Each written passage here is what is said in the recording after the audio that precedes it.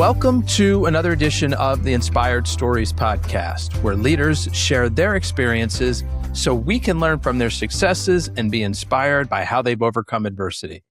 My name is Anthony Codispoti, and today's guest is Christophe Chatron-Michaud, founder and president of F&B Concept Development. Christophe is a restaurant and hospitality consultant who brings decades of front-of-house leadership, Michelin star apprenticeship, and international operator experience to help restaurants and hotels thrive. He began his career sweeping floors and polishing silver in a 2 Michelin star restaurant. He has worked around the globe, from New York to Las Vegas, Kuala Lumpur to Manila, and Singapore, and has launched successful restaurant concepts, bakeries, and wine bars. He splits his time between hands-on operational leadership and strategic consulting, specializing in guest experience, staffing, financials, and menu strategy.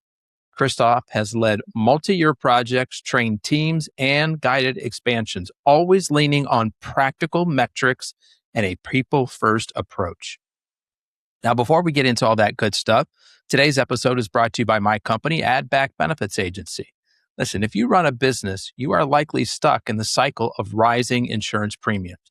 You're paying more, but your team is getting less, and many people can't afford coverage at all. We do things differently. We offer a solution that provides your restaurant employees with unlimited access to doctors, therapists, and prescriptions that's always free for them to use. But here's where you really need to pay attention. Unlike every other employee benefit out there, our program leverages different insurance frameworks to put more money into your company's bank account. As an example, we recently helped a client increase net profits by $900 per employee per year. Results vary, but the consultation is free. See if you qualify today at addbackbenefits.com. All right, back to our guest today, the founder and president of F&B Concept Development, Christophe. Thanks for making the time to share your story today. Thank you, and good morning, Anthony. Good morning. How badly did I butcher your name? Can you give us the correct French pronunciation? Well, I think you did great. Christophe Chatron-Michaud, that, with the French accent, obviously, Sounds so much better coming from you. You had it good. You had it very well. Okay. Thank you. I appreciate that. So can you tell us about your earliest memories of working in restaurants? What drew you there as a youngster? Well, it started, I was, from a pretty young age. My father always thought, it's important that you guys get a sense of work, some kind of sense of work, as you're young during the summer vacation. So I started off as a caddy, a golf caddy, in Verger, where I was born and I grew up, and, they happened to have a golf there. So I started there. And obviously the golf course had a clubhouse, which had a restaurant. And, after 2 years being a caddy, working only for just one person, a Swiss gentleman that liked to tee off at about 8 a.m. in the morning. After 2 years, I was asked if I would be interested in, bussing table at the clubhouse for all the golfers, that, would, either come and have lunch or afternoon tea, or, they would have, a breakfast as well. Everybody was a member. So, I thought that it was, though I loved, golfing, and, we used to always golf after at the end of the day. I thought it was a good thing for me. It was going to be a little bit more money, so I took on this job, and then I really thrived there. I was doing good. I was motivated. I love talking to people and make sure that they're well served and or cleared.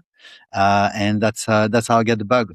And so you started out as a busboy. Did you move your way up within that organization? There I didn't. I didn't. It was just, I moved up. Maybe I was running food sometimes, but I didn't go up to, taking orders and so forth. I was not, I guess I was still young, maybe probably 14 at the time, 14, 15 years old. So they refrained me from taking, guest orders and, a lot of guests at the time still were drinking wines, good drinking wine. And, so I guess I was not of age to handle, alcoholic beverages. Right. So tell us about this 2 Michelin star restaurant where you were sweeping floors and polishing silver that we talked about in the intro. Yeah. So, after, basically, from there, I kind of like dropped a little bit, the restaurant business and focused on studies. And then, less than a year after, my high school graduation, I went to Paris and started medicine school, and my head was not there. And I came back to my parents, and my dad, who was working with this, part of the golf and the clubhouse. He was part of a larger group that had a hotel, and he had connections. And he said to me, "Hey, you used to like the restaurant business. Whether do you want to, give it a shot? Do you want to go somewhere?" And he happened to know a guy that had worked with him that was working in that 2 Michelin star restaurant in the south of France. And he said, "Hey, if you want to, I can contact him and see if you want to start a career there." And then that's how it started. I came in, very little knowledge. I knew how to carry a tray with glasses on top of it. I knew a little bit, but not much. And, getting into the Michelin environment was, very different. But I was focused and wanting to do well, wanting to succeed, not disappoint my father, obviously, and come back home and, not knowing what I was going to do with myself. So I hang in there and I started, and obviously, with little experience, they put you to they give you the task that nobody wants to do: polishing silverware, vacuuming after the lunch service, mopping in the areas where it's required, cleaning the bathroom, and making sure that you get to stay in the afternoon. You don't get the break, and then you get to go off a little early at night. Obviously not as late as closing out the restaurant. But that was my job. So was it initially intimidating for you to be in a 2 Michelin star environment? Very. Yeah. Very. You can't do that. Don't approach. No, don't touch this. Just go to the area where we're clearing plates, and then bring them back up to the kitchen for the dishwasher to clean them and so forth. So it was very regimented in a way where, some of the things that I was not supposed to do were clearly outlined to me from the start during service. Now, was there at some point during your time there where you fell in love with the work, or was this just kind of filling a gap because you weren't sure what was coming next in your future? It was hard, but I fell in love with, again, my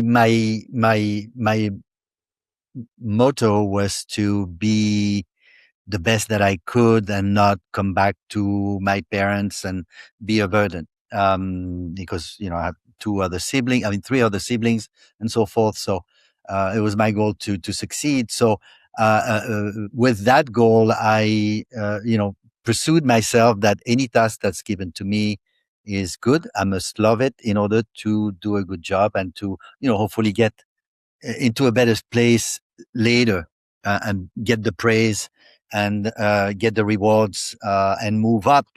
And what attracted me the most is, the quality of food that was served, the beautiful presentations, the people that were coming into the restaurant with, from, I guess, another type of income that I had, that I was used to, and all that glory, attracted me and made me love everything that I was, asked to do about the job. And so how far in the ranks did you rise? You started out So polishing silver, after a year, vacuuming I think floors. after about a year, I moved up to be I started as a commis, which is, your bus person. And then there was a few ranks. Then you get to be a demi-chef de rang, which is basically a, a captain assistant, we want to call it here in the US, So you're more involved with service. There you assist the captain into the station. You must know the menu. You must know, the markings for each and every dish, the appropriate, and so forth. So about a year after I moved up into that position. And then I would say maybe about a year after, I was put in charge of my own station with a new one, that I had done the job of, for about a year. So that's how you slowly succeed. In France, it comes a little, slower, the promotions. People observe you, they give you feedback, you get to be working with different people to make sure that, if they give you the promotion, you're ready to go. Was there a challenging experience in that role there that you remember that provided you with a powerful lesson that you still hold true to today? I think the most powerful for me was, as a demi-chef de rang, meaning basically a captain assistant. I remember one day, on a Sunday afternoon, which was a big, Sunday lunch in France is big. A lot of people come for their Sunday lunch, and the station that we were given with my captain was maybe one of the biggest, and we get slammed. We got basically seated, very quickly. Captain was overwhelmed taking orders, and then one of the early tables that had ordered, was getting to their main course, and that main course was a duck, and the duck had to be carved tableside. So the duck comes in from the kitchen, and the captain is at this time taking an order. So I had seen him carving ducks, right? But I had not had the experience myself, and it was not something that the restaurant provided. So I just took it upon myself to present the duck and position myself with my Gyrido in front of the customers, and with full confidence, I started cutting the duck, and I did a terrible job. Mm-hmm. I massacred that duck. I ended up cutting myself also, so there was a little bit of blood. Gosh. Oh my God, it was a disaster. So I was sent home. Wow. For yeah, and you really messed up. And it's after that I was able to get a little closer into what tableside presentations required, the skill set, the technique. I guess I was early into my promotion of a captain assistant. And though I was very, willing to support, it was not the right time. So that's one of the, I guess, most difficult, most humiliating experience I had. I think in a restaurant, and I the guests were really nice. I mean, they could see that I didn't have the skills, but they were supportive. It's okay, don't worry about it. That obviously the chef de rang came in and finished the duck and managed to make it nice and played it nicely and so forth. So but does that have any influence on the way that you approach leadership management today? Like if somebody were to make a similar mistake under your watch, would you send them home? Very much so. Actually, that's what made me, in some of my first roles, work with the chef to elevate a skill set for the newcomers. And with, some of them would roast chickens and send them out for staff meal. And then before staff meal started, the front of the house team, how to carve them.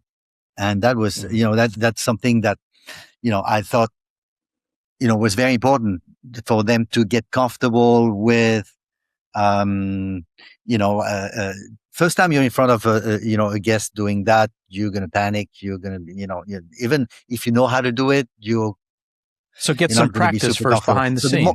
the more you do it, the more the better you become, and then that's how you start engaging with the guest as you're carving, because you're very comfortable with each and every steps of the carving that and that's the best way to do it. So that's how it had a big influence on me somehow, because any table side presentation that was required, working with the chef on the menu, I made sure that my team knew how to do it very well and knew how to converse about it, knew how to touch the important points of that particular carving, so that the guests stay interested. So that painful / embarrassing situation for you all those years ago had a positive domino effect on the people that you worked with, because you took a different approach to making sure they were better prepared before they went out there in front of the guests. Exactly. Now, you also had the opportunity to work with some world-renowned chefs as you were kind of coming up on your career trajectory. Help me with the names here: Daniel Boulet and David Boulet. So first, the first real big one was David Boulet. That's pretty much a few years after I arrived in the US, and David had worked at Roger Verger's restaurant, which was the first restaurant I worked into, that 2 Michelin star restaurant called Mandier de Moujda in the south of France, right up above Cannes, was owned by Roger Verger, a very famous chef that had also a 3 Michelin star restaurant. The chef when I was working there, when I started, was actually Alain Ducasse, as a young chef, and anybody that had worked, within the Roger Verger, the south of France, there was a little clan of people that, when you come to New York, there are very few, if any, people that had worked at the time when I arrived in 1985 in New York City. Very few people had, worked in Michelin environment at this level. And David happened to be one of them. And one of the person that I had worked at another restaurant knew was working for him. And that's how I got the job there. So David was my first like great chef collaboration when I was in the US. Super talented guy. What did he teach you? Chefs I've ever seen. So David told me that immersive experiences. It was the only restaurant. And it was the most popular restaurant in New York. I started as a captain there, and then moved up to management and collaborated with him, obviously, with the other manager that was there at the time, who was an old colleague. Immersive, meaning that he had imported a beautiful wooden door from the south of France. That was the entrance of the restaurant. The restaurant was located in Tribeca, which is, a little bit of a still, not top area in New York. That was in the 90s already, early 90s. And he had apples in crates at the entrance of the restaurant. And as you walked in, you could smell the apples, which created right away, some kind of an atmosphere, which, put people loved it. People always commented about it. The restaurant was also beautiful. He had, vaulted ceilings. He had really transpired. He had, basically built the cathedral of the south of France. And his cuisine was very, reflecting what he had learned with Roger Verger. He worked with other chefs, obviously, but, that was kind of like the direction of the restaurant. Beautiful wine cellar. As you went downstairs to you could see the wine cellar. You had glass windows, beautiful bathrooms. If the one thing I learned about David was how he immersed his guests coming in and on the way out. It was the first restaurant. We didn't even do that when I was in the south of France. We gave out chocolates to the ladies from a wonderful chocolatier that was doing beautiful work in New York City. So there was all these little touches that were extra. Attention to detail. Yep. Attention to details. Yeah. Yeah. So let's go back a little bit because I want to hear about what drove the decision for you to leave France and move overseas. Well, a break-off, heartbroken. I was, still, I had moved to another restaurant after I had, graduated and be a captain. I was invited to work as a captain in another restaurant, which was about maybe 10 kilometers away from one from the other. That was called L'Oasis in Lanapoule. That one had 3 Michelin stars, and it was the best restaurant in the south of France, hands down. Rated over Roger Verger. I was working there at the time, learned a lot because we had no captain assistants. So we had to do everything ourselves, including all tableside presentation, picking up food from the kitchen, all of that stuff. So a bigger learning experience. And, being heartbroken after breaking up with my girlfriend, I had been for 4 years. Somebody out of the blue called me and said, hey, there's a restaurant in Westchester County that is looking for a maitre d'. So if you want to move up, maybe, I was 21 going 22. If you want to move up, they make a lot of money there in the US. You should make a trip. And I was like, well, that's a good idea. Actually, it's time for me maybe to travel and expand my skills into management if there's an opportunity there. And so that's is that combination of the work opportunity and wanting to get out because I was not I didn't want to hang out where the girlfriend was going to be. You needed a change of scenery from I needed a change, where your heart had just been broken. So Absolutely. At some point you meet someone, you start a family. Was that here in the States or was that somewhere else? At some point it's only about 7 when I went to work after David Boulet, Jean-Georges Vongerichten made me an offer to come and work with him and open restaurants. And he had one that was open already. And we had a connection from both of us, just like David, had worked in a restaurant in the south of France that had Michelin stars. Jean-Georges worked in L'Oasis in Lanapoule. So we had that connection, and he, that's how we connected. And he, and we ended up spending about 6 years together. Yeah. At what point did you start your family? Where were you at that time? The family started at this time when the first restaurant we opened was a French Thai restaurant, which required us to go back. Jean-Georges had worked at the Oriental Hotel in Bangkok for that famous chef who was his first consulting gig. And we went back to Bangkok, and we went back before the pre-opening of the restaurant. We also went to Singapore, for research and development. And I was very lucky that he took me there. Obviously, my first trip in Asia. And this is how I met my wife in Singapore. We stayed at the Regent Four Seasons in Singapore, and then she was one of the restaurant managers there. And we started connecting. We had another opening in London where she was studying as a hotel management. We met again there, and then she decided to come to the US, and then we started a family. So it was working with Jean-Georges that we started that family. And so at some point, you take your family from the US and move overseas again.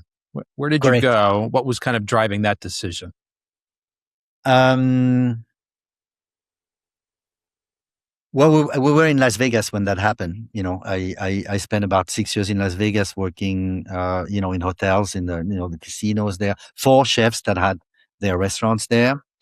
And the education, Nevada came as one of the worst states for education. And as the kids were growing up, right? We wanted, top education for them. So we decided to go back to New York. And then from New York, we also thought that, the opportunity that I was in New York, but the opportunity to go and explore other cultures, especially Asia, since my wife was from there. Was a good idea. So I was given an opportunity to move to the Philippines and taking on a job that was a little bit over my capabilities. But the job was very exciting. The pay was great. The opportunity to, bridge, because it is a cost to move your family, obviously, overseas and so forth. That all was taken care of. It was an expat package I just couldn't refuse. And the education was going to be paid for at the International School of Manila, which, we were looking forward to because, kids mixing up with other kids from all different cultures, was a little bit of a goal from us, and to get closer to her family. We'd go back to France from New York was always a little easier than going all the way back to Asia. So that was, what made us make that decision. Tell us about the yeast bistronomy. Bistronomy is one of your restaurants. So after 2 years, after 2 years in the Philippines, it was a 2-year contract, and then we decided not to renew it. And the question was, what do we do now? Do we head back to New York, where I had most of my career built, or do we go to Malaysia, which is where my wife was from? And at the time, I was very close to another chef that I had met in New York, Greg Kuntz, who passed away about 5 years ago, unfortunately. One of the most talented chefs in New York as well. And he had a restaurant in Hong Kong. So I connected with him and see if he would be interested in working together, developing concepts. The restaurant that he had in Hong Kong was one of his concepts that he had at the Upper House in Central Hong Kong. And I told him, since I'm in Malaysia, maybe I can prospect. I'm going to move to Malaysia, and maybe we can work together. We'll see each other more often. It's a short flight. And he was born in Singapore. Ray was born in Singapore. So I said, maybe I could, go and knock at the door, develop concept first, make sure they make sense financially, make sure we're in tune before we present them. And then I could go and knock on doors for hotels or developers that may be interested in having you there, since you're already in Asia. So you already have a foot in the door. So that's how we decided to, rather than going back to the US, stayed in Malaysia. And then I started consulting with him. After a few years, we realized that the third-party F&B solution, which was very popular in the US, didn't really catch developers in Asia. They're saying, well, explain this third-party concept. If I'm hiring Four Seasons Hotel as a developer, as a hotel owner, why would I need a third-party F&B solution? Which had proven to be a very successful thing in the US. Why? Because in the US, many restaurants of hotels, unless there's a name behind it, won't drive that much traffic. People will, especially in cities, in big cities, people in New York, for instance, will go to the restaurant of a hotel if a famous chef is there as a consulting chef. Or so when you bring a third-party service in, they're also helping to drive that foot traffic? That's it, yes. Very much so. Explain more about that. How does that work? Well, let's say you take, the famous chef that I worked with, Jean-Georges Vongerichten. He created a company called Culinary Concept by Jean-Georges, which was a partnership with Starwood Hotels, where they would put his name as a collaborative in many hotels, all over the world that they had. I ended up working with him for this company back before I moved in the Philippines, and we'd had like one opening every month. One was in Mexico, the other one, sometimes we had one in New York, we had one everywhere. And his name was associated to the hotel. Why? Because he was driving people. It was it was an amenity that was an extra amenity that the hotel could promote. That they have Jean-Georges Vongerichten in the kitchen for your all-day dining, for your fine dining, and so forth.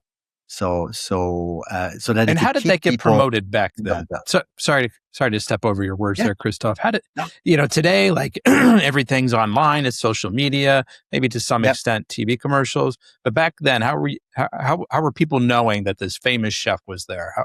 How were you communicating that? I guess probably, I mean, they were marketing through travel agencies, Starwood as a whole, probably, I mean, we're talking, mid-90s already. It was a known thing that, consulting chef or, were already, tapping into hotels, or hotels were tapping into consulting chef or famous chef, Michelin star chef, to get more traffic into their restaurant, keep their guests inside. And I think they promoted, the hotel was doing those promotions. I remember with Jean-Georges, going back to Singapore, we'd have like a week promotion with Jean-Georges Vongerichten that the hotel was promoting, maybe 3 months prior. And the restaurant in which the promotion was happening of the hotel, for instance, that region Four Seasons in Singapore, was packed already because people were interested in, that chef is coming. It's not like going to that restaurant in that hotel, that we've been there, nothing exciting about it. We're gonna try it. We're gonna taste a different menu. Jean-Georges Vongerichten's food. He has a great reputation. Let's just see, what it's going to be like, what the experience is going to be like. So it was, I mean, it still is now, hotels, hotel operators rely on, good F&B, chefs, in order to, increase. And why are they called traffic. F&B chefs? Why don't they just hire the chefs sort of like directly themselves? Help me understand the relationship. Because, chefs enjoy having their own restaurant first. Mm-hmm. I mean, if I'd be a chef, I'd want to have my own restaurant. I want to do my own thing, my own thing. That, chef, they have their own ego and it's a good thing. Back many years ago, chefs were hired by restaurateurs and then they were, executing. And then slowly chefs became owners, got smarter, wanting to learn more about management, and the best chefs are the ones that own their own restaurant. So you can't really, get a very good chef if you're a hotel operator. You can. There's some great executive chefs, but more from a management standpoint than a culinary standpoint.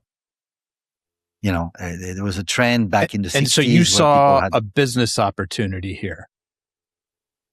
Yes. To go from being an operator to a consultant, to be this F&B. Yeah. Say more about that. Exactly. Yeah. Basically an opportunity to work with chefs. I had at the time, going into, when I started, when I launched F&B Concept Development, I had worked with many chefs and acquired a reputation of, being a successful, manager or consultant. These chefs, started with one restaurant, whether it's Jean-Georges Vongerichten or David Boulet or Greg Kuntz, or they all start with one. They acquire their reputation, and then after they're naturally approached by people, real estate developers said, "Hey, I have that space. You should do a restaurant there. What do you think? I'll pay for all the renovation. We can be partners, and then you just have to come in with your staff, and then you just roll out your concept." And so at that point, who's Who owns the place? Who's running the place? Who's the operator? Well, I mean, there's different, way to skin the cat. If they're either license deals where the chef, will already have a name and a reputation, and he has a few restaurants. So basically, hotels or developers or real estate, will do a license deal with him, or they do a management deal where it's kind of like they get the chef's name, but the staff, only the management team is with the chef. The chef brings his management team, but the rest of the staff is usually with the hotel. That's management deals are with hotels. So there's different ways that they set up their contract for a certain period of time. Some hotels switch chef because they want to keep it interesting. I recently worked with the new trend now is to have invite chef invite each other for like a 2-night pop-up in their own restaurant, like a visiting celebrity, just to keep their crowd interested. My friend from Thailand has a 2 Michelin star restaurant. He's going to come in next month and we're going to collaborate. We're going to create a menu that's going to be some of my dishes and some of his dishes. And then you promote that on Resi or Open Table, and people come because, wow, that's great. They're looking forward to meet a chef, or they've known that chef because they traveled all the way out there to Thailand. They had a great meal there. Oh, all of a sudden, that guy is in New York. Let's go. Yeah. And so you started F&B Concept Development back in 1999. What were those early days like getting clients, building the business? It was not easy. You had to, pound the pavement a little bit, and then make some phone calls and see who was opening. First client? How did you get the first one? Maybe we'll hone in on that. Do you remember how you got the first one? First major client was somebody that had started, but actually not a chef. Was happened to be a friend of mine that had started a few wine bars in New York City. And after opening 3 of them, he had opportunities and real estate, opportunities to open others, and needed management support. And because of the fact that we had worked together in the past, we had kept a good relationship. And he said, I think that, it would be good that that I hire you as a consultant, first because a little bit better. He happened to be a bartender. He was my bartender at one of the restaurants, the head bartender, and went into wine bar and did very well for himself, and we ended up being partner actually at some point, through that, first, consulting, contract that I had with him. But I stayed with this contract for about, I would say, a good 2 years, and then we ended up being partner. We opened up a wine bar together. So that's how it, pretty much started.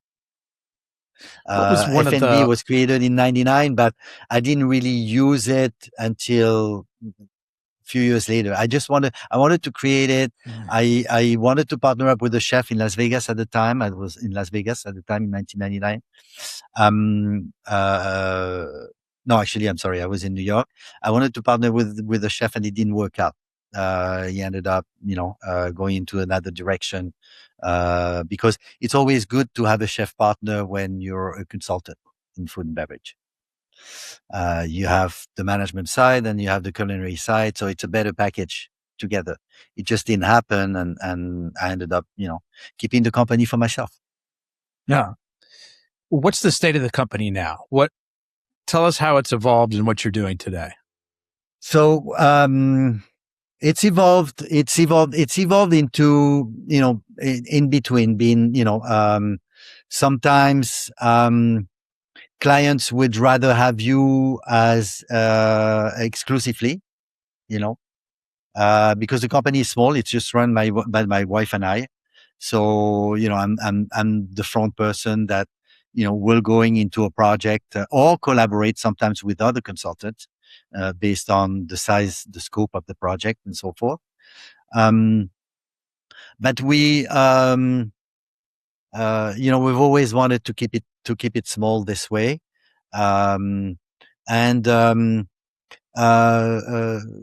we go in sometimes on an exclusive or sometimes as a consultant in food and beverage for a larger hotel project where other consultants are involved.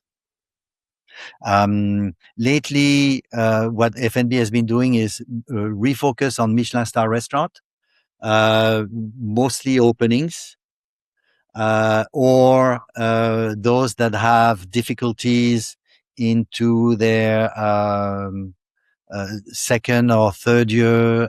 They have a Michelin star, business is just growing, they want to change a few things, or financially they're not doing as well as they should be, and they cannot identify the issues that they are having. And then they bring me in for a refresh.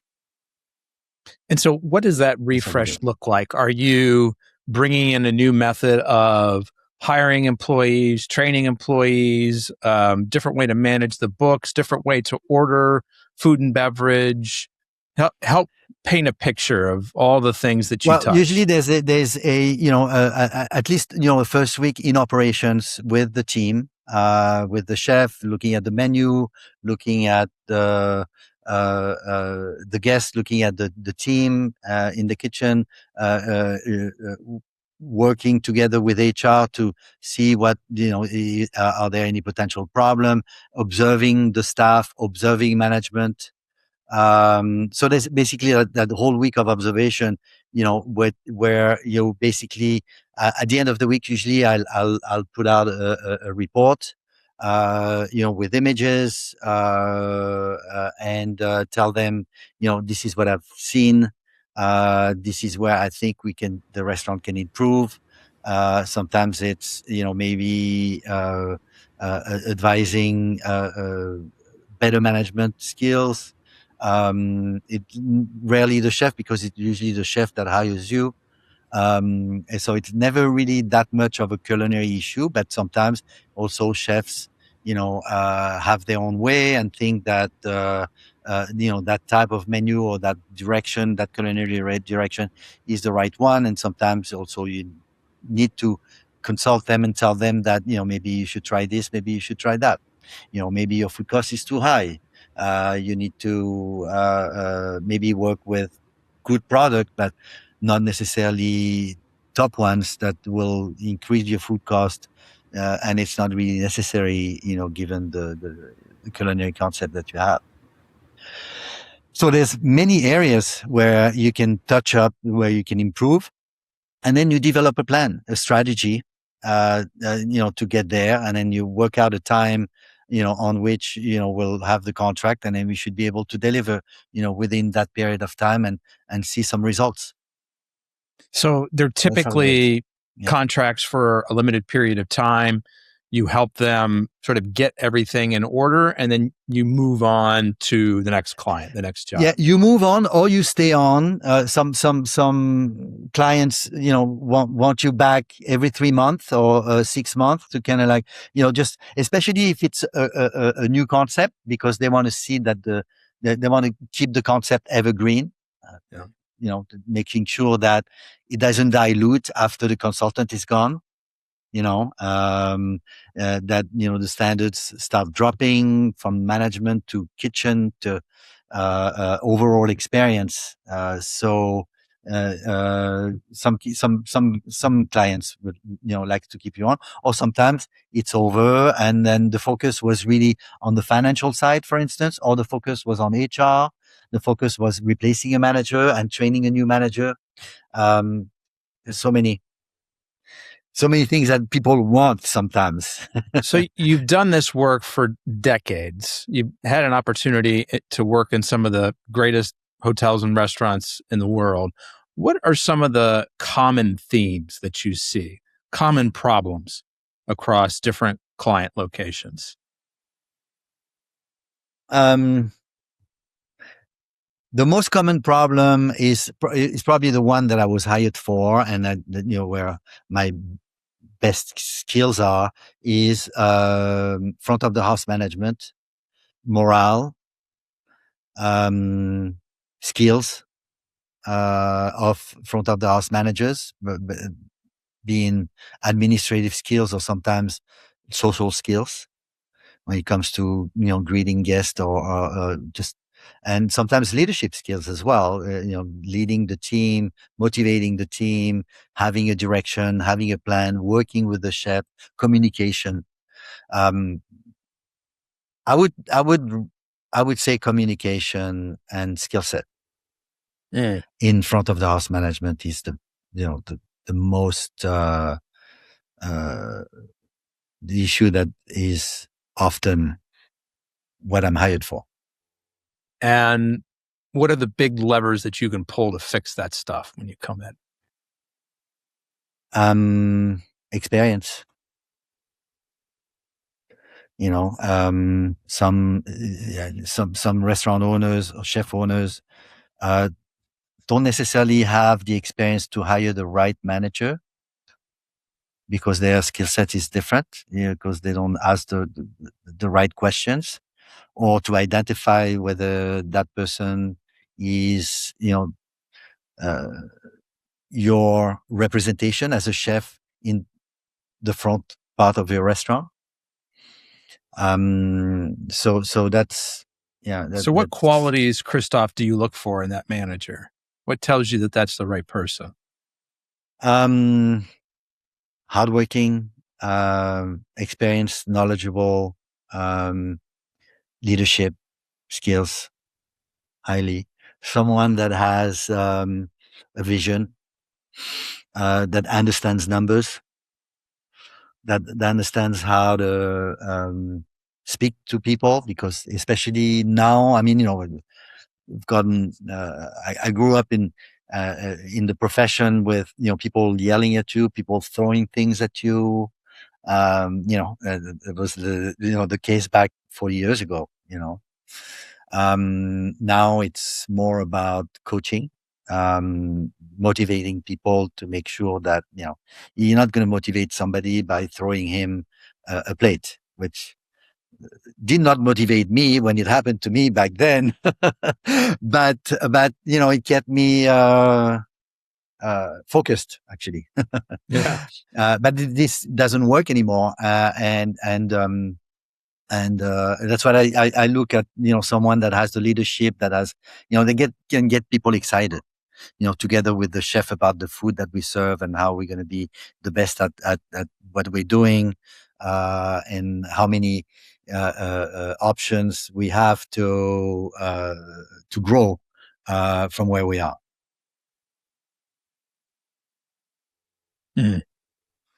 Christophe, as you look back over your life and your career, all the things that you've done, can you pull out one serious challenge that you've had to overcome in your life? What that was, how you got through it, what did you learn? I think that one of the biggest challenge that I had was moving my family to the Philippines, which was not a country that we knew. Even my wife had never been in the Philippines. So that transition, when you have teenagers, was a challenge in itself. The kids have to leave their friends. They're going overseas. It's not like they're moving from coast to coast and staying in the US. So that was a challenge to, especially for my wife, because I went straight into work for what I was hired for. But that was a challenge at the time, moving overseas with kids, and at the same time taking on a job that was a little bit above my skill set. And I was challenged on my own on that side professionally myself, taking on a vice president of operations role in a new country with a very large company that still is, I think, the largest conglomerate in the Philippines. It's called the SM Investment Corporation, and one of their subdivision is a hotel division. So a very corporate environment, coming from Michelin, coming from also other hotel groups.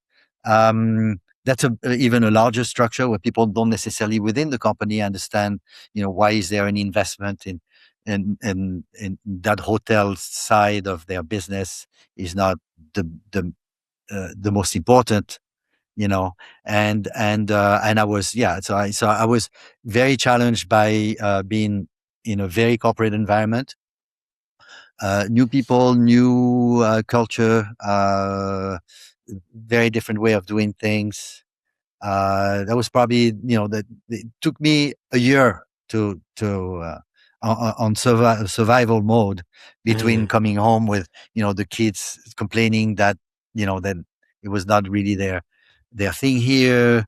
My wife was also alone. I mean, it didn't really get much support from Malaysia, the Malaysian side, and me being totally weirded with my my new job that I didn't really know how to do. So as you said, it took you about a year before you kind of settled in. Do you think your wife and kids ever settled in? Yeah, they also eventually, I mean, the kids made friends at school.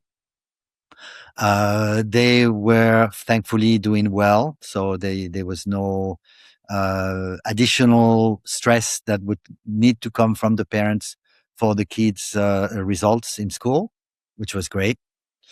And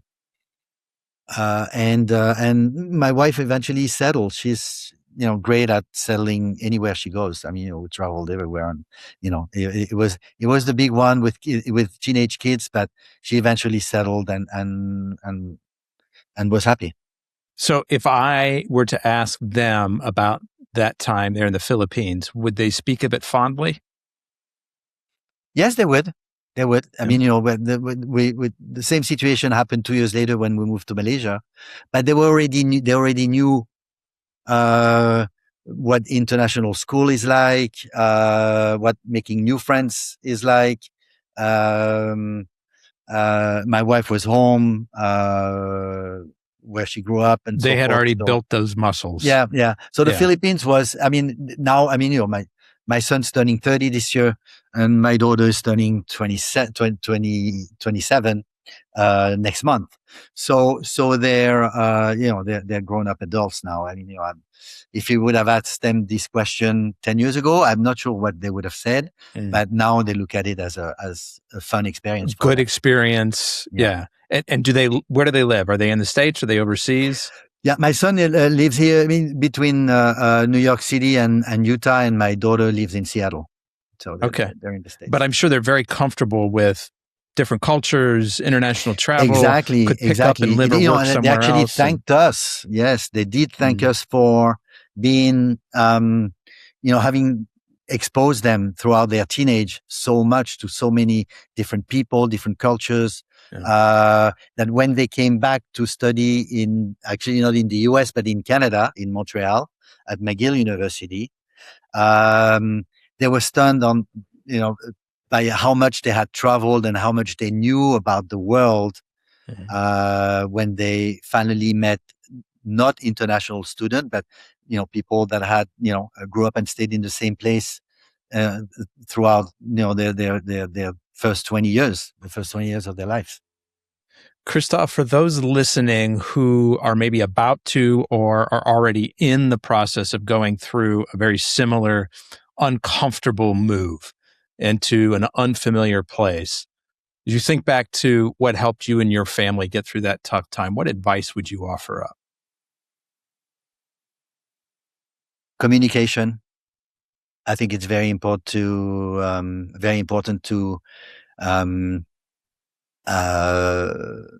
make sure there is a daily meal or 2 daily meals together as a family, so that you can go over your day, what you've gone through or what's ahead of you, what are the challenges, just so that you stay in tune with everyone's evolution, through the transition. That's, I think, my biggest advice is really, to stay as close as possible, and communicate as much as possible throughout that transition. Christophe, what's your superpower?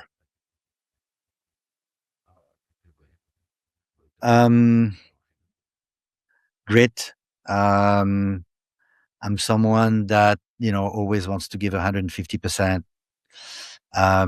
Sometimes it's actually hurt me with the family, being a little distant, prioritizing work. But my superpower is really, when it comes to my career, it's the drive that I have to be at the top of my job, and above and beyond, always deliver. Do you think you were expect. Born with that grit, or is it something that you've acquired over time? I wasn't born with it. I acquired over time. I think I got that fixation, like we talked about earlier, that there's no comeback. Like, from when my father sent me to that restaurant in the south of France, I was determined not to come back and to succeed.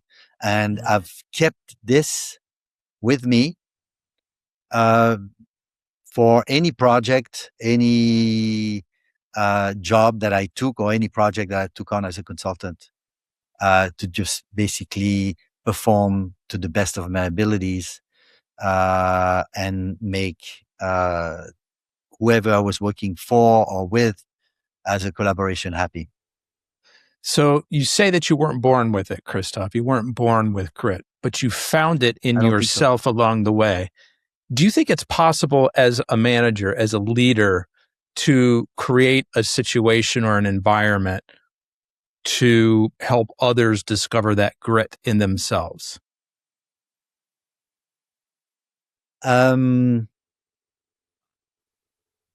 Unless you really get to know them very well, I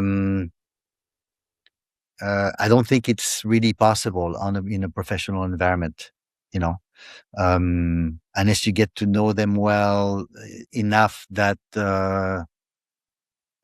you can identify what would trigger them to have that grit.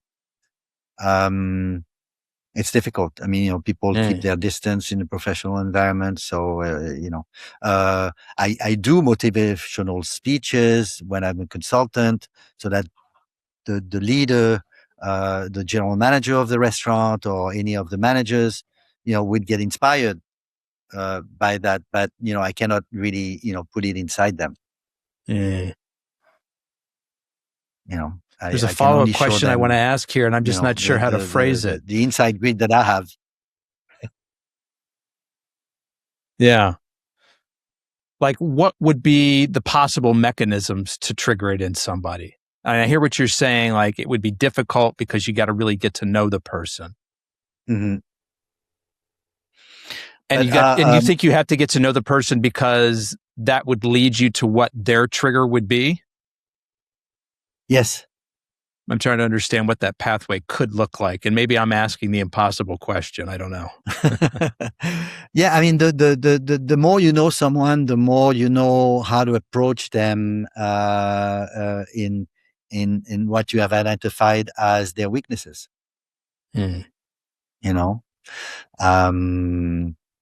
Because it's by knowing them that you understand, part of their weaknesses, I guess, No. And sometimes, work or a contract, or a collaboration, does not give you that intimate opportunity to identify, where to start. You mentioned weaknesses. Do you think that's the pathway to helping somebody find their grit, or for them to find their own grit, their own resilience? I guess I shouldn't have said, weaknesses in where they're not succeeding, Yeah. But it's not necessarily because they're weak. It's, sometimes they just don't have, that grit or that something in them, that would, help them be better. Is not necessarily, associated with something that happened to them or something that they might have, been exposed to, as they grow up, Yeah. What's next for Christophe and F&B Concept Development? Well, you know what? I'm not sure. I mean, the last contract ended up in July. My wife and I decided to travel since. We've been, kind of like traveling a little bit all over the world. We pushed back a trip to Mexico, but of course, all F&B related, new concept, but great project, always excite me. So I haven't really yet reached out after the holidays to see what that's going to be. But something a little bit outside of operations, outside a restaurant would be refreshing for me.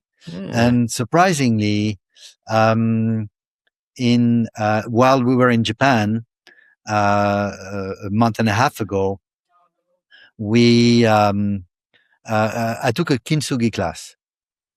What is You that? know what kintsugi is? So kintsugi is see, you have a cup or a plate that you have that fall on the floor and is broken or that is chipped. Kintsugi is a Japanese art, whereas they put it back together, they glue it back together with either gold or silver powder. And it makes them somewhat more beautiful. I don't know if you've seen, kintsugi images of plates, but it basically shows, that though it's not perfect, it's not reconstituted. You can see where it broke. You can see the crack. Yeah, you can see where it broke, but it's beautifully put back together. And this is something that it's a Japanese art that is well known there and pretty much around the world.